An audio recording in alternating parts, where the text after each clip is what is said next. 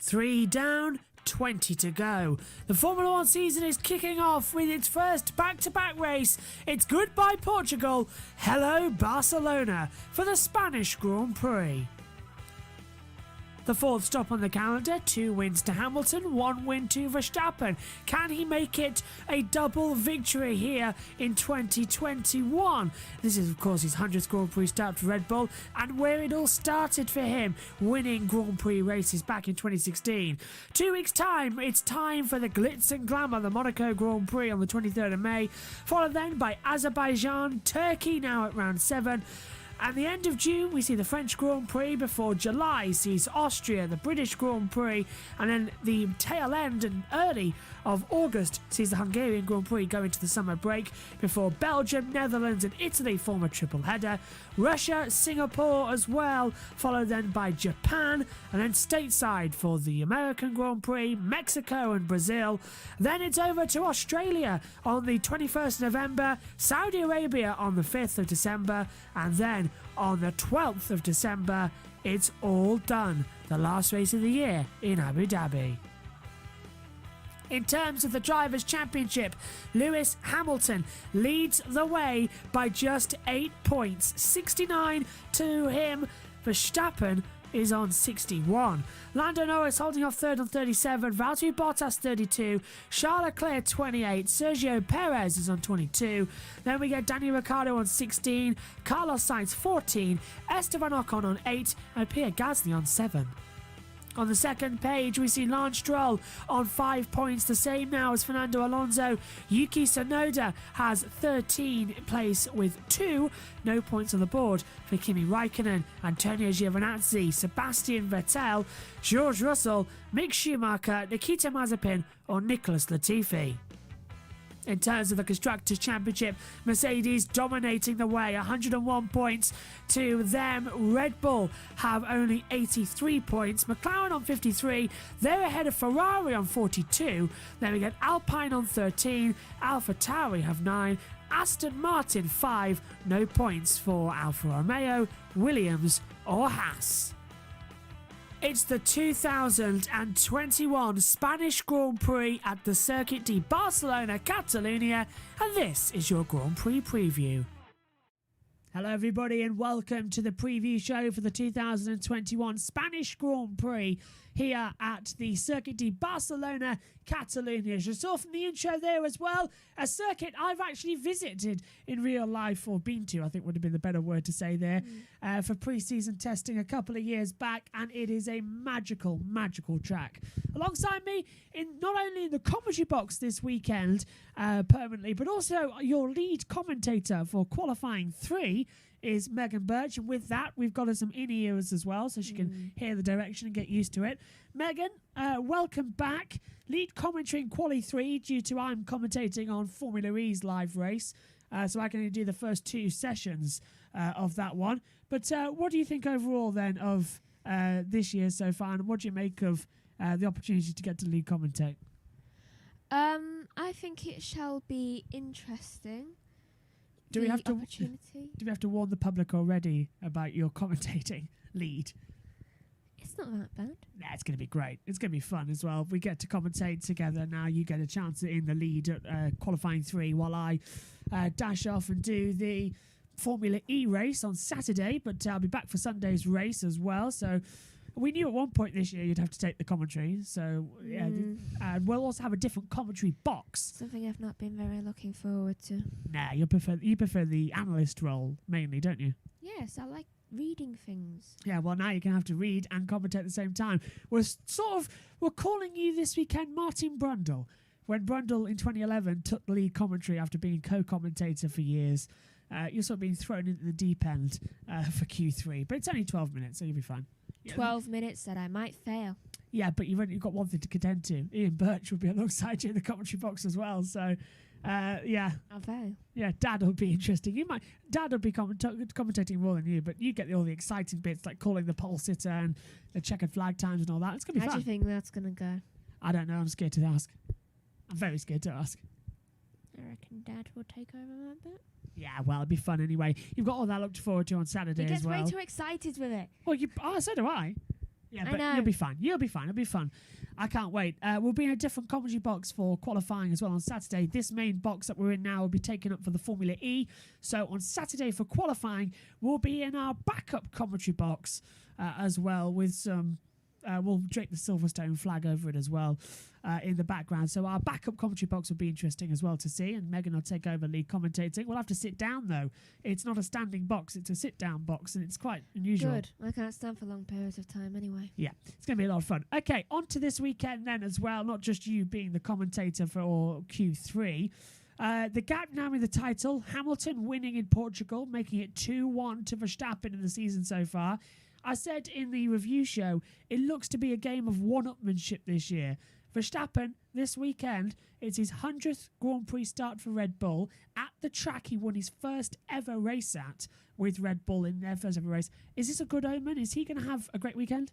It might be a good omen, or it might be a very bad omen. 8 points separate them in the championship. Hamilton on 69 with Verstappen on 61. It's incredibly close. Who do you think is going to sort of pip ahead this weekend? Verstappen or Hamilton? I'm going to guess Verstappen? Good call.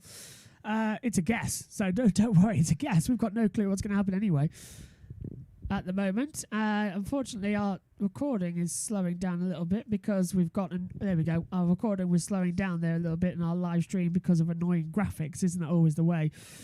But coming in then into this weekend as well, home race for Fernando Alonso for the first time since 2018. He says he can't have a performance in qualifying like he did at Emilia-Romagna and Portugal. He must get into Q3 here this weekend.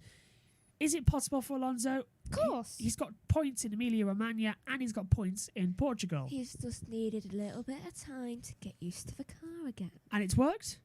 Yeah. Do you think he could take a top 10? Okay, fine. 3 points, wins on a row? It's always possible. Very good. Yeah, Alonso's proved that there's life in the old dog yet, and life for Formula One drivers as well. Now, coming into this weekend, there's been a few stories circulating that Valtteri Bottas might be replaced mid-season by George Russell. There was rumours circulating that Mercedes had lost confidence in the Finnish driver. However, in the press conference that was earlier on today, Valtteri has said it's absolutely bull. Last word can't be said. He's denied it. He's got a contract for the whole year, and he's also thrown rocks at Red Bull, saying that there's only one team in Formula One who swaps drivers around mid-season. We don't want to be anything like that team. We're not them. Clearly indicating that Red Bull have got a merry-go-round of drivers at their premier team. Mm.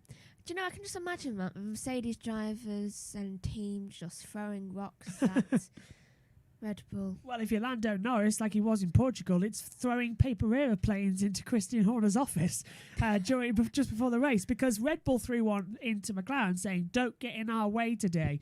So Lando wrote back, "Don't be so slow on the opening lap then, you muppets." Because he's always gone around with Muppets and things like that, the actual Muppets as well, and threw it back into Christian Horner's office. So Lando was actually throwing things last weekend. And just running away. Yeah, exactly. He ran away. And everybody saw it. It was a lot of good fun and a lot of lightheartedness as well. So it's great to see. Also this weekend, Carlos Sainz, a home race for him. His first home race for Ferrari. No fans in attendance though, once again. So it's going to be disappointing, but it's looking good for him. Do you know what I would have done if I was Lando? Just quickly. What? I would have wrote a Spice Girls song lyric. A Spice Girls song lyric. Okay. Yeah, because each to your throwing own. it into Christian Horner's office. Oh, hit Who's me, he married baby. to? Not hit me, baby, one more time. What's that? That's pretty smooth. Wannabe? Yeah. I think Wannabe would... Do you want to be a bit faster? Yeah, if you want to be my pole sitter. Yeah, anyway. You better speed it up a bit. Yeah, Hamilton, that's brilliantly segues onto this race. Hamilton as well coming into this weekend looking for a century of pole positions. The first driver in F1 history to make it 100. He was denied last time out in Portugal by his own teammate. And I'm very angry. I'm very angry actually because I've just realised I'm not going to be calling qualifying 3. And if Hamilton gets 100 pole positions, your voice would be on it, not mine. And there's no way around that either because the Formula E race starts at 3 o'clock. So there's no way around me not being there. You could voice over it. No, you are going to... put you on call. If you better pray, everyone better pray that Max Verstappen gets that because I want to call 100 pole positions. But no, Megan, You might be the commentator who calls Lewis Hamilton's I don't want to be that. 100th pole position. Yeah, but I get to call his 100th race win at some point this year. So you can have the pole, I'll have the win. I don't care. I don't want that. Which Too much power. Could be at Monaco. It's too No, much power, 97, 98, 99. I hope he don't get it until his 100th win. That would be nice. A century and a century on Saturday and Sunday. That would be nice, yeah. Anyway. That to you last week. Yeah, so tune in on Saturday for qualifying when Megan here could crown Lewis Hamilton a 100-time pole sitter. Yeah, but hang on. That'd be perfect. Your first live commentary as lead commentator, and you get to call a record-breaking Formula One for Lewis Hamilton, the first ever driver to make it to 100. I think that's fantastic. I don't want it.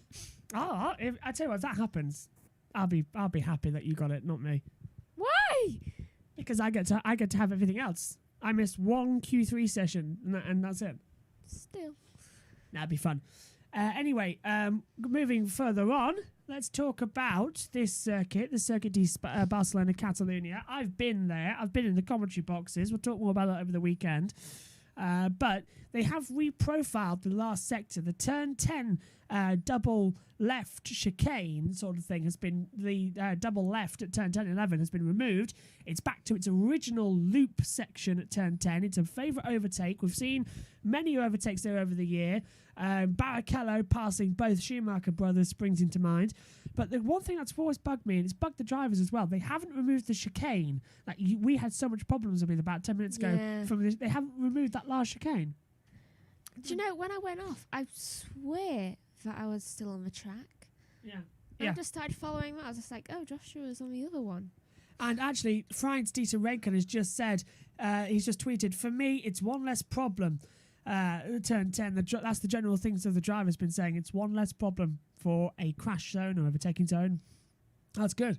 But please, Catalunya, please give us back the old proper turn 13 loop into that last corner. The last two corners here were legendary. You were born in 2005 and 6 when it was still there. So it's just so bad not to see it. But I don't remember it. No, fortunately not. They changed it back in 2007. But let's take a look around the Circuit de Barcelona Catalunya. Now, you can use the old layout on F1 2020, so we'll be taking that into account as well to show you. So let's take a look around the new modified Circuit de Barcelona Catalunya with a all-new filmed today lap attack. The Circuit de Barcelona Catalunya in Spain, 3 sectors long, 2.892 kilometres, 16 turns and 2 DRS zones. Elevation change is minimal and it's a demanding circuit. Attack the last corner like you absolutely mean it. Open up the DRS at the exit and start the lap. Try and keep the car stable down as you approach at 8th gear, 325 kilometers an hour. Hit the brakes down to 5th gear, 200 kilometers an hour into turn 1 and 2, the Elf corners. Rise up throughout turn 3, which is the Renault corner. 7th gear, 285 kilometers an hour maximum speed before you hit the brakes down. 5th gear, 180 kilometers an hour to turn 4 at Repsol. Use the half banking as you approach downhill to the Seat corner at turn 5. Down 6th gear at the exit as well. Move up faster. Pull through the gears. You're attacking 8 and 7 and 8 and 5th gear, 230 as well as you rise up the hill towards turn 9 at Campos. Flat out throughout it. Now you approach the 2nd DRS zone. 8th gear, 315 kilometers an hour maximum speed before you approach the new section. Back onto the old turn 10 layout. It's a long loop sweeping back up towards turn 11 and 12. Fantastic overtaking spot now opened up on the track. Now control the wheel spin at the exit. You're still coming into the nasty New Holland chicane. 13 now into 14 and 15. 3rd gear down to 2nd, 105 kilometers an hour. That's about 80 miles an hour. Accelerate round the last corner as well at New Holland and you're across the line. That is a lap of the Circuit de Barcelona Catalunya here in Spain. And we've got some other graphical shots to show you throughout the weekend as well. We recorded the same lap, but from the track camera's point of view. We'll show you that to you in all of the practice sessions as well, to give you a visual representation to those of you watching along what the track actually looks like in person. So here's your commentary roster for this weekend as well. Free practice 1 and 2, Ian Birch will be alongside myself. Saturday morning, free practice 3, Megan joins me for FP3, as she usually does on a European run.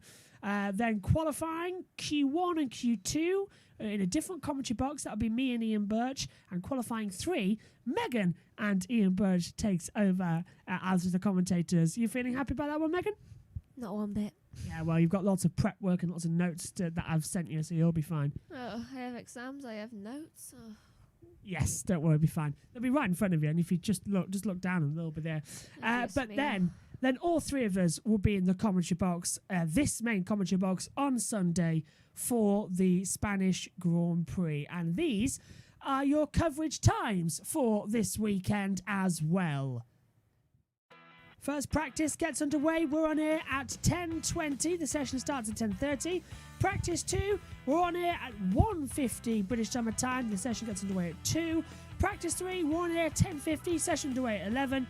Qualifying is at 2 o'clock. We're on here at 1:40 with build-up coverage as well. Megan takes you through the last Q3 moments. And then the main race on Sunday, we are live 1:30 with lights out at 2 o'clock. A reminder also this weekend that you can watch the Formula E race on Saturday. That transmission starts at 2:45 with pre-recorded build-up. Myself and Edward Hunter will take you through live commentary, the Monaco Prix. That starts live at 3 o'clock. At the same time, Megan and Dad are commentating on Formula 1 at the end of qualifying. We're calling the start of the Formula E race. And on Sunday as well, if you're a fan of the British Touring Car Championship, that gets underway as well. We'll be covering all 3 races throughout the day as well. Check the YouTube chat session below on Sunday morning for all of the details. And you can go to the upcoming live streams and set reminders for all sessions this weekend as well. Okay, time to wrap up. Time to ask Megan a difficult question.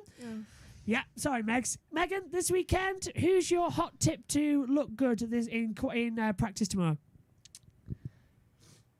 Oh, Perez seems to always do well. Perez. Okay, fair dues. Megan's going Perez to surprise us tomorrow. Thanks for your company. We'll be back tomorrow, 11:20 a.m. British Summer Time. Myself and Ian Birch on commentary. Thanks for your company. See you tomorrow. Bye for now.